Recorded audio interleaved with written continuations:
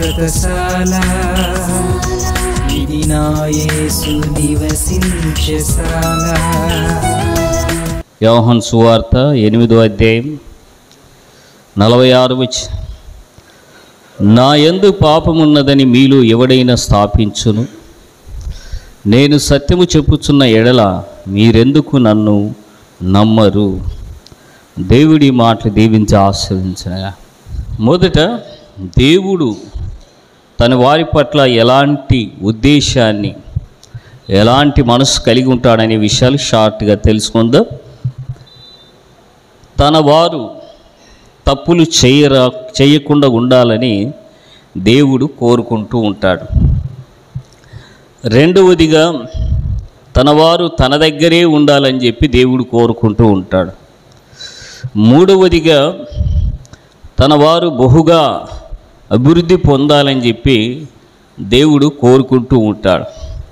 నాలుగవదిగా తన వారు మంచి పేరు సంపాదించుకోవాలనే ఉద్దేశం దేవుడు కలిగి ఉంటాడనే సత్యాన్ని మనం గ్రహించాలి.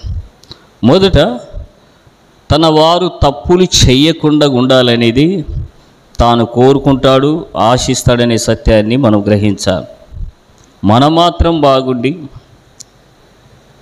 ఇతరులు ఎలాగున్నా మనకేలా అనుకునే వాళ్ళు కొందరు ఉంటూ ఉంటారు. ఒక గ్రామంలో ఒక వ్యక్తిని నేను ఎరుగుదును.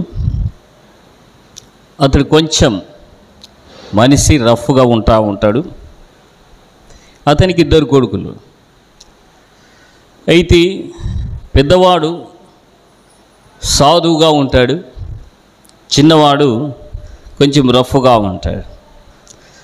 ఈ తండ్రి వీళ్ళిద్దరిట్లో కూడా సాధువుగా ఉండేవాడిని ఎక్కువగా ప్రేమించకుండా రఫ్గా ఉండేవాడిని ఎక్కువగా ప్రేమిస్తూ ఉంటాడు. కారణం ఏమంటే, నా కొడుకు ఎవరిలాగా ఉండాలంటే నాలాగా ఉండాలనేదే ఇతని యొక్క ఉద్దేశం. అంటే తనలాగా ఉండాలి, అంటే మంచిగా బాగా ఉండాలనేది బహుశా ఇతనికి అంతగా ఇష్టం లేదేమో. ఇది ఎలాంటిదంటే, తాను చెడిపోయింది గాక తన కొడుకు కూడా చెడిపోవాలనే ఆశ మనోనికి ఉన్నట్టు మనకు అర్థమవుతా. అయితే దేవుడు మాత్రం అలాగేం ఉండడండి. దేవుడు పాపం లేనివాడు గనక తన వారు కూడా పాపం లేకుండా ఉండాలనేది ఆయన సంకల్పం. Praise the Lord. చప్పట్లు కొట్టండి. దేవుని మహిమ కలుగునుగా. దేవుడు పాపం లేనివాడు గనక తన వాళ్ళు కూడా పాపం చేయకూడదని దేవుడు ఆశిస్తాడు. అనేక సందర్భాలలో మనం చేసే తప్పుల వలన, మనం చేసే పాపం వలన దేవుని నామం లేక దేవుడు అవమానంగా ఫీల్ అవుతూ బాధపడేవాడిగా ఉంటా ఉన్నాడు. అయితే ఈ మనసుని ఎరిగిన కొంతమంది భక్తులు అలాగు పాపం చేయకుండా జాగ్రత్త పడ్డారు. మనం నెహెమీయా గ్రంథము 5వ అధ్యాయం 15వ వచనం చదువుకుందాం.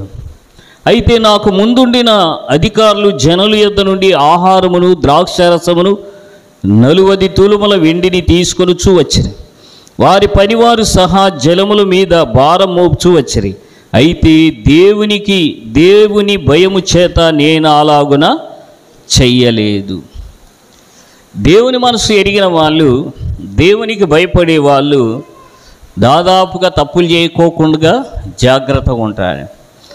దేవునికి భయపడే వాళ్ళు లంచాలు పుచ్చుకోరు, దేవునికి భయపడే వాళ్ళు దొంగతనాలు చేయరు, దేవునికి భయపడే వాళ్ళు అన్యాయాలు చేయరు, దేవునికి భయపడే వాళ్ళు మోసాలు చేయరు, దేవునికి భయపడే వాళ్ళు ఏ తప్పు చేయకుండా జాగ్రత్తగా చూసుకుంటూ ఉంటారు.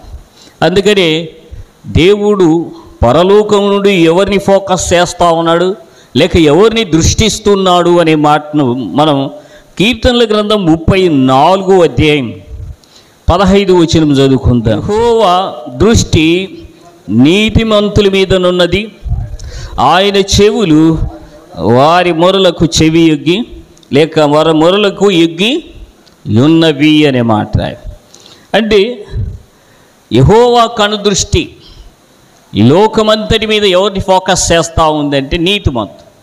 అంటే పాపము చేయని వారి మీద దేవుని కనుదృష్టి, ఎల్లప్పుడూ వాళ్ళ మీద ఉంటా ఉన్నది. కాబట్టి వాళ్ళు దేవునికి భయపడి నిజంగా అంటే ఏం చేయరు, దేవుడు చూస్తాడు, దేవుడు పట్టించుకుంటాడు, దేవుడు శిక్షిస్తాడనే భావంతో వాళ్ళు పాపం చేయకుండా ఉంటారు కనుక దేవుడు వాళ్ళ మీద దృష్టి నిలుపుతాడు. ఈ దృష్టిలో ఒక కథ ఉంది. దృష్టి నిలపడము అంటే వాళ్ళని కేర్ తీసుకోవడము అని అర్థం. దృష్టి నిలపడము అని అంటే వాళ్ళని పట్టించుకోవడము అని అర్థం.